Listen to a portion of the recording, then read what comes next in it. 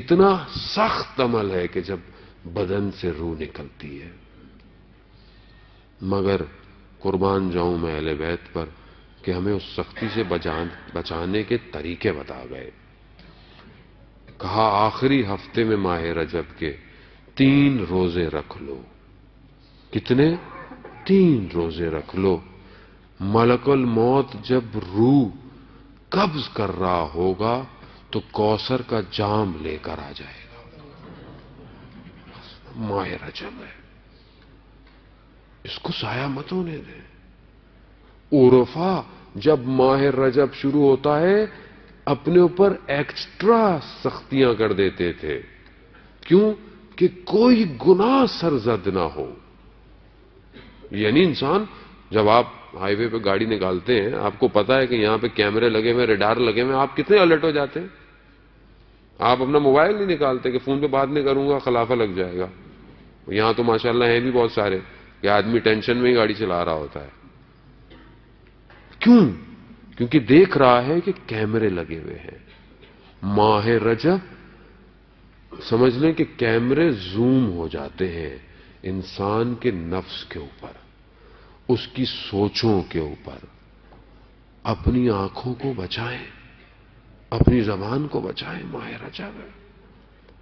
یہ جو ہمیں ماہ رمضان میں کیفیت ہماری پیدا نہیں ہوتی، اس کی وجہ یہی ہوتی ہے کہ ہم نے ماہ رجب میں کچھ کیا نہیں ہوتا، اور ہم ماہ رمضان میں سر پہ ٹوپی رکھ کر ہاتھ میں تسبیح پکڑ کر سمجھتے ہیں کہ بس اللہ کے قریب ہو جائیں گے.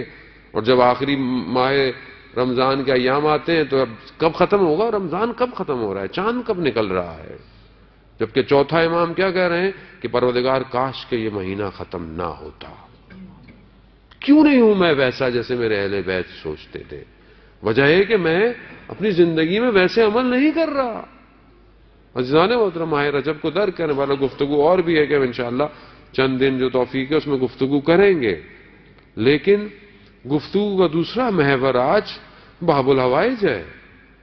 یہ دروازہ ہے حاجتوں کا کہ جو کھلا ہوا ہے، اور آج زیادہ کھلا ہوا ہے کیونکہ آج جو شخص آئے گا وہ اپنی مرادوں کو لے کر جائے گا. کوئی مرادیں مہم ہے. ایک عالم دین بتا رہے تھے کہ ہم عراقی عالم دین تھے، کہتے ہیں میں نے جب بھی اپنے دادا سے یہ نام جب آتا تھا امام موسیٰ کاظم کا تو میں نے دیکھا کہ میرے دادا گریہ کرنے لگ جاتے تھے، رونا شروع کر دیتے تھے. میں نے ایک دن پوچھ لیا کہ اے جد بزرگوار، آخر کیا وجہ ہے کہ جیسے ہی یہ نام آتا ہے آپ کی آنکھوں میں آنسو رکتے ہی نہیں ہیں؟ تو کہتے ہیں کہ بیٹا اگر اس امام کے در سے عطا نہ ہوا ہوتا تو آج تم بھی دنیا میں نہ ہوتے. ہونا کیا ہے؟ کہا کہ میں چھوٹا سا تھا، 8 سال کا، 1930 کی بات ہے. بغداد میں حرم کے قریب میرا گھر تھا، وہیں کھیلتا تھا. اچانک سے ایک دن بیمار ہو گیا. بیماری بڑھتی چلی گئی، ٹھیک نہیں ہو رہا تھا. دن بدن طبیعت خراب ہوتی گئی. ایک ڈاکٹر، دوسرا ڈاکٹر، تیسرا، جو زمانے میں ڈاکٹر ہوتے تھے، حتیٰ یہاں تک کہ میں بستر پہ گر گیا اور پیرالائز ہو گیا، ہل نہیں سکتا. تو میری ماں نے چادر پہنی.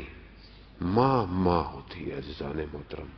ماؤں کی قدر کیا کریں اگر زندہ ہے، اور نہیں ہے تو قبر پر جا کر ماں سے بھی توسل کیا کریں، کیونکہ ایک ماں ہر مجلس پہ نگاہ رکھتی ہے. کیونکہ اس کی اولاد کا ذکر ہو رہا ہوتا ہے نا، وہ اپنی اولاد کے ذکر کو خالی نہیں جانے دیتی.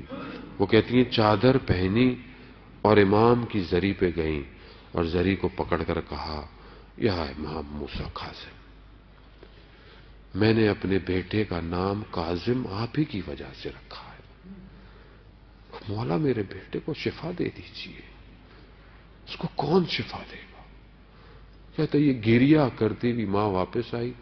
رات کو خواب میں دیکھا کہ دروازہ دق الباب ہوا. دروازہ دیکھا، کھولا تو کہا ایک سید سیاہ امامہ، چہرہ اتنا نورانی کہ میں نے کبھی دیکھا نہیں تھا. اور کہا کہ میں امام کی طرف سے آیا ہوں. امام نے کہا ہے فلانے ہاسپٹل میں اپنے بچے کو لے کر جاؤ. کہتے صبح میں بیدار ہوئی تو میں نے ہر کسی سے اس ہسپتال کا نام پوچھنا شروع کر دیا تو کسی کو پتہ ہی نہیں تھا. آخر پوچھ تو کہنا کیوں پوچھ رہے؟ کہا مجھے امام نے اس کے نام بھجوایا ہے. پتہ چلا وہ بغداد کے کسی ایک کونے میں کوئی ایک چھوٹا سا ہاسپٹل تھا. کہتے وہاں میں اپنے بچے کو لے کر پہنچی تو اسی دن وہاں پہ کوئی جرمنی سے کوئی ڈاکٹر آیا ہوا تھا اور وہ سپائن کارڈ میں بچے کے کچھ پانی آ گیا تھا، اس کو دور کیا. تو کہا اس نے کہ بیٹا یہ امام موسیٰ کاظم کا کمال ہے کہ جو میں آج زندہ ہوں. درود بھیج دے محمد والے صلی اللہ علیہ. عزیزان محترم، ہم آئے ہیں ہمیں امام کی زندگی سے لے کے جائیں کچھ. وہ جوان بولیں گے ہم امام کے ذکر سے ہمیں کیا ملتا ہے؟ عزیزان امام کی زندگی میں دو چیزیں مہم ہیں. زندگی میں ساری چیزیں مہم ہیں، جو ادنا سی چیزیں آج کی گفتگو میں ہمارے پاس ہیں وہ دو چیزیں ہیں. امام کا لقب کاظم، یعنی ہر سخت چیز کو، غصے جیسی چیز کو کنٹرول کر لینا، دبا دینا، خشم جو آتا ہے اسے ختم کر دینا. خود امام موسیٰ کاظم علیہ السلام فرماتے ہیں کہ جو شخص اللہم صلی علی محمد وآل محمد، خود امام فرماتے ہیں کہ جو شخص اپنے غصے پر قابو کرے گا روز قیامت میں خدا کے نزدیک ترین ہوگا.